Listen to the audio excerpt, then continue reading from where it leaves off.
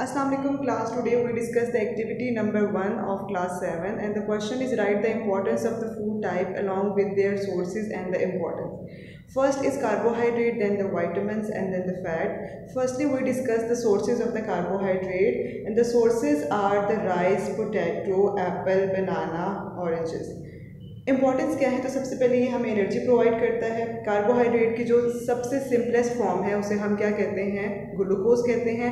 वो cell as a fuel use करता है। कार्बोहाइड्रेट जो है वो एक मैक्रो न्यूट्रिएंट के तौर पे यूज़ होता है, यानी हमारी जो डाइट है वो इसके बगैर इनकम्प्लीट है।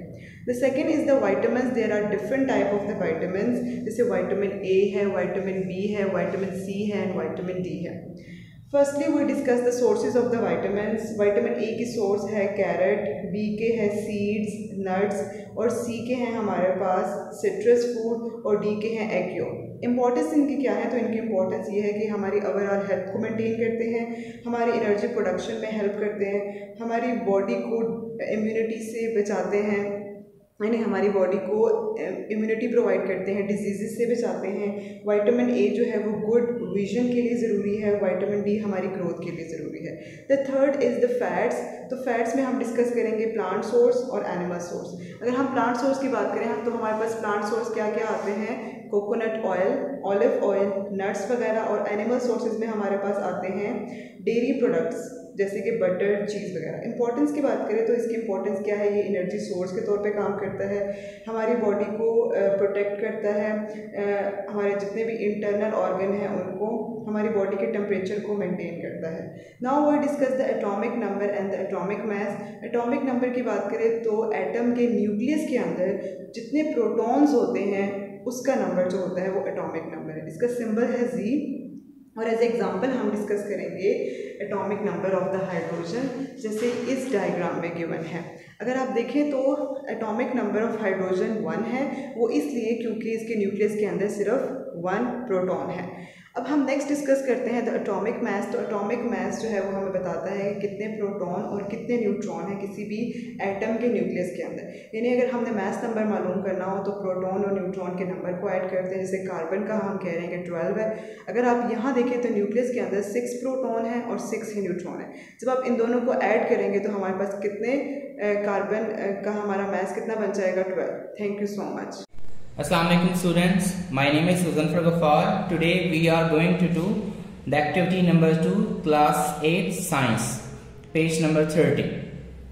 Differentiate between conduction, convection and radiations. हमने conduction, convection और radiations के दरमियान में फर्क देखना है कि इनमें क्या फर्क होता है। देखें, सबसे पहले हमें सॉलिड, लिक्विड और गैसेस का पता होना चाहिए। सॉलिड्स वो मटेरियल्स होते हैं जिसके एटम्स क्लोजली पैक्ड होते हैं, मींस उनकी कोई फिक्स शेप होती है, जैसे कोई स्पून हो, जैसे चेयर हो, ये आपके पास क्या कहलाते हैं, सॉलिड्स। जो लिक्विड्स होते हैं, जो एटम्स क्लोजली पैक्ड होते हैं, अब वो थोड़े थोड़े इनके दरमियान में क्या आ जाती है, स्पेस आ जाती है। जैसे लिक्विड वाटर हो गया, कोई भी लिक्विड हो गया, ये आपके पास लिक्विड कहलाते हैं। उसके बाद हम गैसेस की बात करें तो मजीद एटम के अंदर दरमियान में एम्प्टी स्पेसेस आ जाती हैं जिनमें बहुत ज्यादा डिफरेंस आ जाता है, वो क्या कहलाते हैं, वही वाटर के मॉलिक्यूल्स जब एक दूसरे के साथ अटैच होते हैं तो वो आइस बन जाती है। जब थोड़े थोड़े दूर जाते हैं तो क्या बन जाता है, लिक्विड यानी कि वाटर। और उसके बाद मजीद अगर हम उनके हीट करें तो वो क्या बन जाते हैं, वेपर्स बन जाते हैं, जो कि एयर पार्टिकल दूर दूर हो जाते हैं, उनको हम गैसेस कहते हैं। जो कंडक्शन है, कंडक्शन क्या कौन सा प्रोसेस है कि हीट का ट्रांसफर होना थ्रू सॉलिड्स। अब सॉलिड्स में हीट कैसे ट्रांसफर होती है, फॉर एग्जाम्पल अगर हम बात करें एक स्पून की, अगर आप स्पून को एक एंड से पकड़ते हैं और दूसरी एंड उसको एक आंच, हल्की आंच के ऊपर रखते हैं तो थोड़ी देर बाद दूसरी एंड जिससे आपने पकड़ा है वो गर्म हो जाती है और आप स्पून को छोड़ देते हो। ऐसा कैसे होता है कि मेटल्स के अंदर फ्री इलेक्ट्रॉन्स होते हैं, जब उनको हीट मिलती है फ्री इलेक्ट्रॉन्स को, जब फ्री इलेक्ट्रॉन्स को क्या मिलती है, हीट मिलती है, तो वो अपनी एनर्जी एक इलेक्ट्रॉन दूसरे इलेक्ट्रॉन को क्या करता है, शिफ्ट करता है। तो वो जो आग जहां पे जल रही होती है जिस एंड से, वो एनर्जी मिल रही होती है इलेक्ट्रॉन्स को, और वो इलेक्ट्रॉन्स कोलिजन करके कहां पे पहुंच रहे होते हैं, दूसरे एंड तक। तो वो इस तरीके से सॉलिड्स के अंदर हीट क्या हो जाती है, ट्रांसफर। इस प्रोसेस को हम क्या कहते हैं, conduction. Heat transfer takes place by direct contact, means अगर आप कांटेक्ट में होंगे तो हीट ट्रांसफर होगी, अदरवाइज हीट ट्रांसफर नहीं होगी।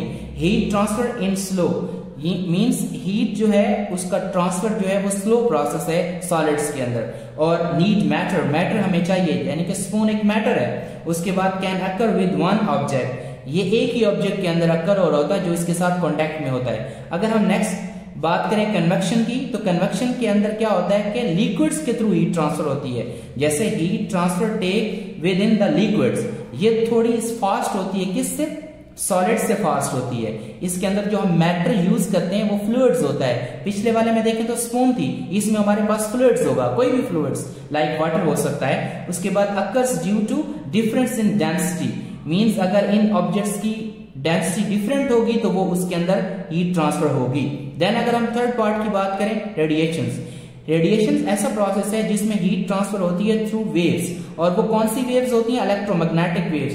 ये कौन सी वेव्स होती हैं? इलेक्ट्रोमैग्नेटिक वेव्स, ऐसी वेव्स जिनको ट्रैवल करने के लिए किसी मीडियम की जरूरत नहीं होती। जैसे सन से लाइट जमीन के ऊपर आती है तो in the form of wave आती है, इनको किस ट्रैवल करने के लिए किसी मीडियम की जरूरत नहीं है। मीडियम जस्ट एयर पार्टिकल्स हैं, अगर एयर पार्टिकल्स ना भी हो तो लाइट ट्रैवल करती है।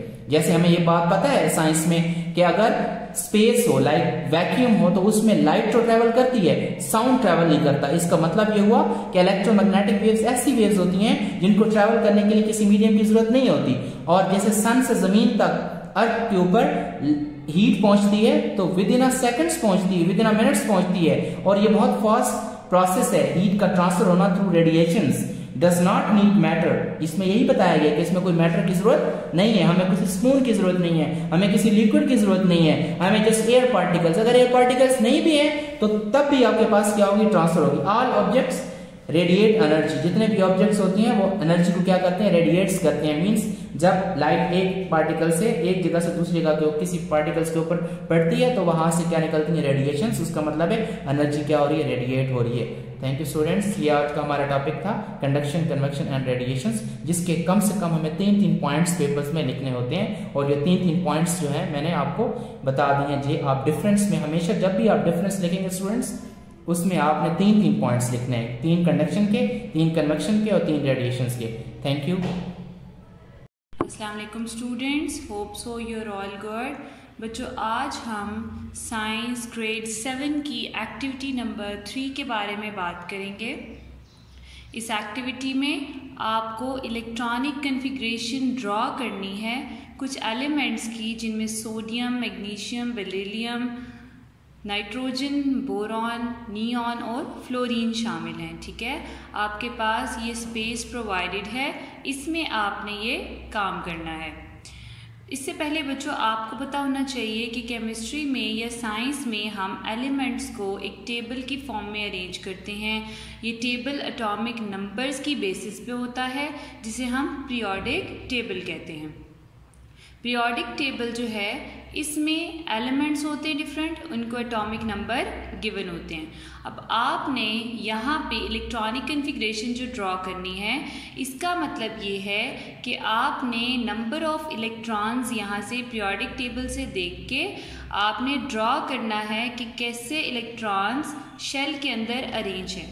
ठीक है, इलेक्ट्रॉनिक कन्फिग्रेशन का मतलब है कि इलेक्ट्रॉन्स कैसे ऑर्बिट्स के अंदर यानी शेल्स के अंदर कैसे मौजूद हैं, आपने ये ड्रॉ करना है। इसके लिए सबसे पहले हम एग्जांपल देखते हैं सोडियम की। बच्चे, सोडियम का एटॉमिक नंबर अगर हम यहाँ से देखें तो ये आपको नज़र आ रहा है सोडियम Na11 एटॉमिक नंबर के साथ। तो एटॉमिक नंबर 11 है, दैट मीन्स कि इसके पास 11 इलेक्ट्रॉन्स हैं। अब आपने इनको ड्रॉ करना है, तो कैसे करेंगे? सबसे पहले आप देखें, आपके पास फर्स्ट शेल है, तो हमेशा फर्स्ट शेल के अंदर 2 इलेक्ट्रॉन्स आते हैं। तो आपने यहाँ पे देखें 2 इलेक्ट्रॉन्स ऐसे ड्रॉ कर देने हैं। सबसे पहले दरमियान में प्लस के साइन के साथ आपने न्यूक्लियस ड्रॉ करना है, और उसके बाद आपने नंबर ऑफ इलेक्ट्रॉन्स ड्रॉ करने स्टार्ट करने हैं, जिसमें फर्स्ट शेल, फर्स्ट सर्कल आप बनाएंगे। फर्स्ट शेल के अंदर 2 इलेक्ट्रॉन्स होंगे। ठीक हो गया। फिर आप सेकंड शेल बनाएंगे, जैसे आपको नज़र आ रहा है। सेकंड शेल में 8 इलेक्ट्रॉन्स ड्रॉ करेंगे, 1 2 3 4 5 6 7 एंड 8। तो 8 इलेक्ट्रॉन्स ड्रॉ किए, तो टोटल हमारे पास कितने हो गए? 10। लेकिन सोडियम में 11 इलेक्ट्रॉन्स हैं, दैट मीन्स थर्ड शेल भी आपको ड्रॉ करना पड़ेगा और उसमें 1 इलेक्ट्रॉन आ जाएगा। तो टोटल इलेक्ट्रॉन हो गया हमारे पास 11। सिमिलरली अगर आप ये देखें तो सेकंड आपके पास एलिमेंट है मैग्नीशियम। मैग्नीशियम Mg, यहाँ से आप देखेंगे पीरियोडिक टेबल में आपको मैग्नीशियम ये नज़र आ रहा है। मैग्नीशियम का एटॉमिक नंबर कितना है 12। दैट मीन्स कि इसके 12 इलेक्ट्रॉन्स हैं। आपने 12 इलेक्ट्रॉन्स ड्रॉ करने हैं। इसी तरह पहले न्यूक्लियस ड्रॉ करेंगे प्लस साइन के साथ। उसके बाद फर्स्ट शेल के अंदर 2 इलेक्ट्रॉन्स, सेकेंड में 8 इलेक्ट्रॉन्स, तो कितने हो गए 10, और टोटल हमारे पास कितने हैं 12। तो हम थर्ड शेल ड्रॉ करेंगे जिसमें आपने 2 इलेक्ट्रॉन्स मेंशन करने हैं। उसके बाद थर्ड जो है आपके पास वो है बेरिलियम, बेरिलियम Be। ये देखें पीरियोडिक टेबल में बेरिलियम का एटॉमिक नंबर है 4। तो आपने 4 इलेक्ट्रॉन्स ड्रॉ करने हैं। पहले न्यूक्लियस ड्रॉ करेंगे, फर्स्ट शेल में 2 इलेक्ट्रॉन्स एंड सेकेंड शेल में 2 इलेक्ट्रॉन्स, तो टोटल हो गए 4। ठीक है, तो इस तरह से आपका बेरिलियम ड्रॉ हो गया। उसके बाद नेक्स्ट है आपके पास नाइट्रोजन। तो नाइट्रोजन देखेंगे, ये देखें नाइट्रोजन N, इसका एटॉमिक नंबर है 7। तो 7 इलेक्ट्रॉन्स ड्रॉ करने हैं आपने। Nucleus, then 2 electrons in the first shell, और फिर उसके बाद रिमेनिंग इलेक्ट्रॉन्स जो हैं आप 5 वो सेकेंड शेल में ड्रॉ करेंगे, और इस तरह से ये कंप्लीट हो जाएगा। सिमिलरली बोरॉन देखें, बोरॉन यहाँ से आप देखें बोरॉन के पास कितने एटॉमिक नंबर है बोरॉन का 5, तो बोरॉन का एटॉमिक नंबर 5 है।